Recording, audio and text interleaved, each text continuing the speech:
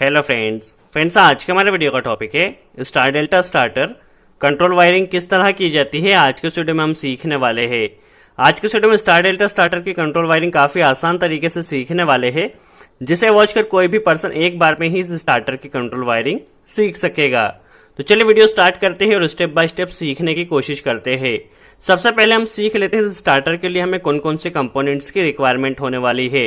Basically इसमें हम control wiring कर रहे हैं, तो इसके लिए कंट्रोल एमसीबी की रिक्वायरमेंट होगी, 3 कॉन्टेक्टर की रिक्वायरमेंट होगी, मेन कॉन्टेक्टर, डेल्टा कॉन्टेक्टर और स्टार कॉन्टेक्टर। इसके अलावा हमें इसमें इंटरलॉकिंग भी करना है, तो इंटरलॉकिंग के लिए हम यहाँ पे 2 एड ऑन ब्लॉक यूज करने वाले हैं, क्योंकि हमें एनसी टर्मिनल का यूज होगा। इंटरलॉकिंग हम इसीलिए करते हैं ताकि एट ए टाइम हमारे दोनों कॉन्टेक्टर कभी भी ऑपरेट नहीं हो। इसके लिए हमें इसमें इंटरलॉकिंग करना है, तो 2 एड ऑन ब्लॉक कनेक्ट किए हैं, एक डेल्टा कॉन्टेक्टर पे, एक स्टार कॉन्टेक्टर पे।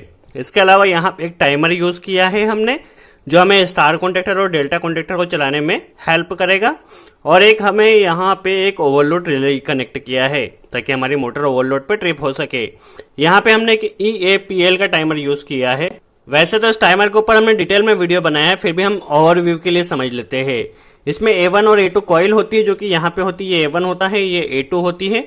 इसके अलावा 15 यह पॉइंट होता है, कॉमन पॉइंट होता है। इसके साथ यह 16 जो कि NC होता है और ये 18 NO होता है। इसके अलावा यहाँ पे देखा जाए तो 25 पॉइंट है जो कि कॉमन है। इसके साथ 26 NC है और 28 NO पॉइंट है। इसमें 2 कॉमन, 2 NO और 2 NC है। इसके अलावा ये A2 पॉइंट है। चलिए इसका कनेक्शन हम स्टार्ट करते हैं। क्योंकि हमारे पास यहाँ पे 3 कॉन्टेक्टर और एक टाइमर जो कि 220 वोल्ट पे चलने वाले हैं, तो सबसे पहले हम न्यूट्रल की वायरिंग इन सभी में कर लेते हैं। न्यूट्रल यहाँ से कनेक्ट करते हैं, कंट्रोल एमसीबी से लेके सभी जगह हम पहले न्यूट्रल की वायरिंग कर लेते हैं।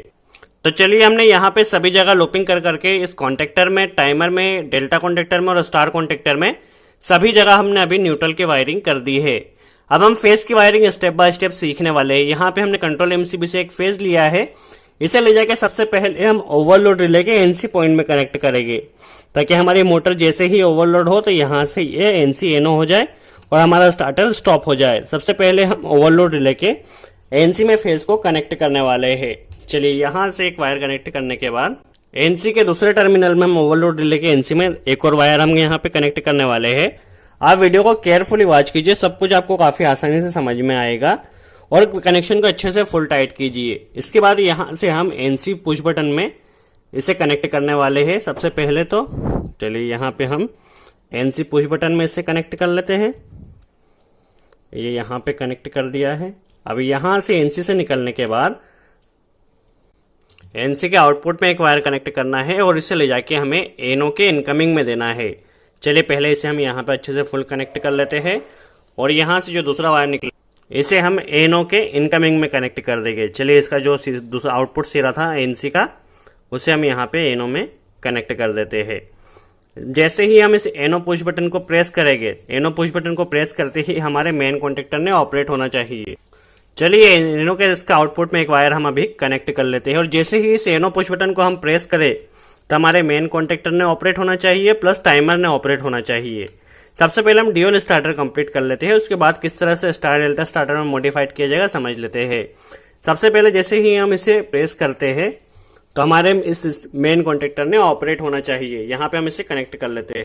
अब क्योंकि हमें इसमें होल्डिंग भी देना होगी, तो होल्डिंग किस तरह दी जाएगी वह भी हम समझेंगे, बट पहले होल्डिंग के लिए एक वायर हम क्या करते हैं, इसकी कॉइल से यहाँ पे हम इसके एनओ में कनेक्ट कर देते हैं। तो साथ में ही एक वायर को हम यहाँ पे होल्डिंग के लिए भी एक वायर कनेक्ट कर देते हैं, ताकि जब हम होल्डिंग करेंगे तो हमें यहाँ पे कनेक्ट नहीं करना होगा।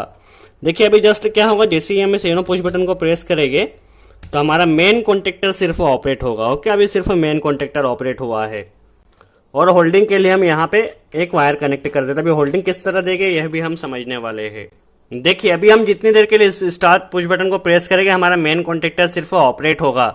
उसे परमानेंट एरिया में ऑपरेट करना, इसमें होल्डिंग कनेक्ट करना होगी। होल्डिंग हमें या तो एनसी का आउटपुट से कनेक्ट कर सकते हैं या एनओ के इनपुट से, तो हम यहाँ से एक वायर कनेक्ट कर लेते हैं होल्डिंग के लिए, ताकि एक बार जैसे ही हम इस एनओ पुश बटन को प्रेस करें तो हमारा कॉन्टेक्टर परमानेंट होल्ड हो सके। तो होल्डिंग के लिए हम एक वायर यहाँ पे कनेक्ट करते हैं और इसे ले जाकर अभी हम जो कॉन्टेक्टर का एनओ टर्मिनल है वहां पर कनेक्ट कर देंगे, ताकि जैसे ही हमारा पुश बटन एक बार प्रेस करे, मेन कॉन्टेक्टर एक बार ऑपरेट हो तो इसे होल्डिंग मिलना चाहिए। तो इसे होल्डिंग वायर को हम इस एनओ में कनेक्ट कर देते हैं। अब हमारा कॉन्टेक्टर किस तरह परमानेंट होल्ड होगा थोड़ा समझ लेते हैं। देखिए जैसे ही हम इस एनो पुश बटन को प्रेस करेंगे हमारे मेन कॉन्टेक्टर में कॉइल सप्लाई जाएगी। मेन कॉन्टेक्टर से क्या होगा, इसकी कॉइल ऑपरेट होगी। यहाँ से एक लूपिंग हमने यहाँ पे कनेक्ट की है, यहाँ पे सप्लाई आएगी और यहाँ पे तो होल्डिंग कंटिन्यू आ ही रही है। अब जैसे ही एक बार मेन कॉन्टेक्टर ऑपरेट होगा तो ये एनो एनसी बन जाएगा, सप्लाई यहाँ पे आएगी और यहाँ से हमारी कॉइल परमानेंट ऑपरेट हो जाएगी। तो ये नॉर्मली डीओएल स्टार्टर हमने अभी बनाया है। अब हमें इस डीओएल स्टार्टर को स्टार डेल्टा स्टार्टर में कन्वर्ट करना है। तो हमें क्या करना है, सबसे पहले जैसे ही हमारा मेन कॉन्टेक्टर ऑपरेट हो तो मेन कॉन्टेक्टर के ऑपरेट होते ही हमारे टाइमर ने भी ऑपरेट होना चाहिए। तो यहाँ से एक लूपिंग को हम यहाँ से चाहे यहाँ से कहीं से भी ले सकते हैं और उसके टाइमर की कॉइल A2 में कनेक्ट कर देते हैं। न्यूट्रल डायरेक्ट मिल रहा है, फेस इसे इस पुश बटन के प्रेस होते ही इसे टाइमर ने भी ऑपरेट होना चाहिए। तो हम क्या करेंगे, यहाँ पे जो लूपिंग हमने कनेक्ट की है यहीं पे एक वायर और कनेक्ट करेंगे और इसे ले जाके टाइमर की कॉइल में कनेक्ट कर देंगे। चलिए इसे हम पहले एनो में यहाँ पे कनेक्ट कर लेते हैं सबसे पहले। तो यहाँ से एक लूपिंग को हम टाइमर के A2 में कनेक्ट कर देते हैं यहाँ पे। चलिए अभी हमारा क्या होगा, जैसे ही मेन कॉन्टेक्टर ऑपरेट होगा तो यहाँ से हमारा इस टाइमर में भी सप्लाई आ जाएगी और टाइमर हमारा ऑपरेट हो जाएगा। अब टाइमर की थोड़ी वर्किंग समझना है, हम समझ लेते हैं। देखिए टाइमर की यहाँ से कॉइल से हम एक वायर इसके कॉमन में दे देंगे। अब वर्किंग क्या होगी, जैसे ही टाइमर की कॉइल ऑपरेट होगी जितना टाइम हमने यहाँ पे सेट किया है उतने टाइम कॉमन की जो सप्लाई होगी वह एनसी से निकलेगी।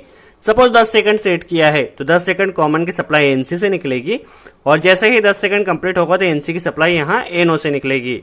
अब हम जब स्टार डेल्टा स्टार्टर को स्टार्ट करते हैं तो हमारी मोटर फर्स्ट काय में चलती है, स्टार में चलती है और स्टार में नॉर्मली 5 या 10 सेकंड हम चलाते हैं।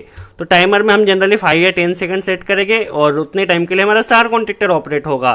तो टाइमर के एनसी से हमें स्टार कॉन्टेक्टर को ऑपरेट करना है और जैसे ही 10 सेकंड कंप्लीट होगा तो यहाँ एनओ से निकलेगी तो हमारा स्टार कॉन्टेक्टर स्टॉप हो जाएगा और डेल्टा कॉन्टेक्टर स्टार्ट हो जाएगा। तो टाइमर के एनसी से हमें स्टार को चलाना है और एनओ से डेल्टा को चलाना है। तो जो टाइमर की कॉइल में अभी सप्लाई आई है यहीं पे एक वायर हम और कनेक्ट करते हैं और इसे ले जाके हम टाइमर का जो 15 नंबर कॉमन पॉइंट है वहां पे कनेक्ट, इसे हम ले जाके टाइमर का जो कॉमन पॉइंट है यहाँ पे अभी हम कनेक्ट कर देते हैं। चलिए जैसे ही टाइमर की कॉइल में सप्लाई जाएगी यहाँ से इसके कॉमन में आ जाएगी। चलिए कॉमन में सप्लाई आ चुकी है। अब जैसे हमने देखा था कि टाइमर में सपोज हमने 10 सेकंड सेट किया तो 10 सेकंड तक सप्लाई एनसी से निकलेगी। तो ये इसका एनसी पॉइंट है और एनसी से हमें ऑपरेट किसको करना है, स्टार कॉन्टेक्टर को ऑपरेट करना है। ओके, स्टार को ऑपरेट करना है बट स्टार को ऑपरेट करने से पहले हमें इसमें इंटरलॉकिंग भी करना है ताकि एट ए टाइम हमारा कोई भी एक कॉन्टेक्टर ऑपरेट रहे। तो इंटरलॉकिंग के लिए हम डेल्टा का जो एनसी टर्मिनल है इसे यूज करने वाले हैं। देखिए जब हमारा कॉन्टेक्टर यह स्टॉप रहेगा तभी सप्लाई पास होगी, या स्टार्ट होगा तो सप्लाई यहाँ से पास नहीं होगी, जस्ट इंटरलॉकिंग के लिए। अब इसके एनसी का जो दूसरा आउटपुट टर्मिनल है वहां पर हम एक वायर कनेक्ट करते हैं और इसे ले जाकर हम कॉन्टेक्टर की कॉइल A2 में कनेक्ट करेंगे। तो क्या होगा, जैसे ही टाइमर हमारा ऑपरेट होगा तो टाइमर के एनसी से सप्लाई निकलेगी और इंटरलॉकिंग होते हुए हमारे स्टार कॉन्टेक्टर को ऑपरेट करेगी। चलिए इसे हम यहाँ पे कनेक्ट कर देते हैं। अब सपोज हमने यहाँ पे 10 सेकंड सेट किया, जैसे ही 10 सेकंड कंप्लीट हो गए तो जो एनसी की सप्लाई थी वह अब एनो से निकलेगी। तो यहाँ पर हम एक एनो में वायर को कनेक्ट कर लेते हैं और इस एनो से हमें क्या करना है, डेल्टा कॉन्टेक्टर को ऑपरेट करना है। तो डेल्टा कॉन्टेक्टर को ऑपरेट करने से पहले इसमें भी हमें इंटरलॉकिंग देना होगी। तो इंटरलॉकिंग के लिए हम स्टार कॉन्टेक्टर में जो एड ऑन ब्लॉक कनेक्ट किया है उसमें जो एनसी वाला टर्मिनल है वहां पर एक वायर हम यहाँ पे एनसी में कनेक्ट करते हैं ताकि एट ए टाइम हमारा कोई भी एक ही कॉन्टेक्टर ऑपरेट हो। यह जस्ट हम इंटरलॉकिंग कर रहे हैं। अब इसके एनसी का जो आउटपुट टर्मिनल होगा यहाँ पे हम इसे कनेक्ट कर देते हैं और इससे हमें डेल्टा कॉन्टेक्टर को ऑपरेट करना है। तो यहाँ से हम इस एनसी से इस डेल्टा कॉन्टेक्टर की कॉइल में सप्लाई कनेक्ट करते हैं। तो यहाँ पे हम अभी कनेक्ट कर लेते हैं और ये हमारा स्टार्टर का कनेक्शन बनकर कंप्लीट हुआ है। जैसे ही हमारा पुश बटन हम प्रेस करेंगे तो पुश बटन प्रेस करते ही हमारा मेन कॉन्टेक्टर ऑपरेट होगा। मेन कॉन्टेक्टर का ऑपरेट होते ही हमारा टाइमर ऑपरेट होगा। टाइमर के एनसी से हमने स्टार कॉन्टेक्टर को ऑपरेट किया है इंटरलॉकिंग होते हुए और एनो से हमने डेल्टा कॉन्टेक्टर को ऑपरेट किया है इंटरलॉकिंग होते हुए। तो ये जस्ट स्टार डेल्टा स्टार्टर हमारा बनकर कंप्लीट हुआ। एक बार इसे हम देख लेते हैं किस तरह ये ऑपरेट हो रहा है। तो चलिए कंट्रोल एमसीबी हम ऑन करते हैं। जैसे ही हम पुश बटन प्रेस करेंगे मेन कॉन्टेक्टर, टाइमर और स्टार कॉन्टेक्टर ने ऑपरेट होना चाहिए। देखिए मेन, टाइमर और स्टार ऑपरेट हुआ, जैसे टाइमिंग कंप्लीट होकर हमारा डेल्टा ऑपरेट हो जाएगा और मेन ऑपरेट रहेगा। मेन परमानेंटली ऑपरेट रहेगा। फिर से देखते हैं, main, timer, star, timer complete, delta operate. So इस तरह हम स्टार डेल्टा स्टार्टर काफी आसानी से बना सकते हैं। आई होप आपको ये वीडियो समझ में आया हो। यदि फिर भी कोई डाउट हो तो आप कमेंट्स बॉक्स में पूछिए, वीडियो को थोड़ा पॉज करके देखिए, आपको सब कुछ आसानी से समझ में आ जाएगा। सो आज के लिए इतना ही। Thanks friends.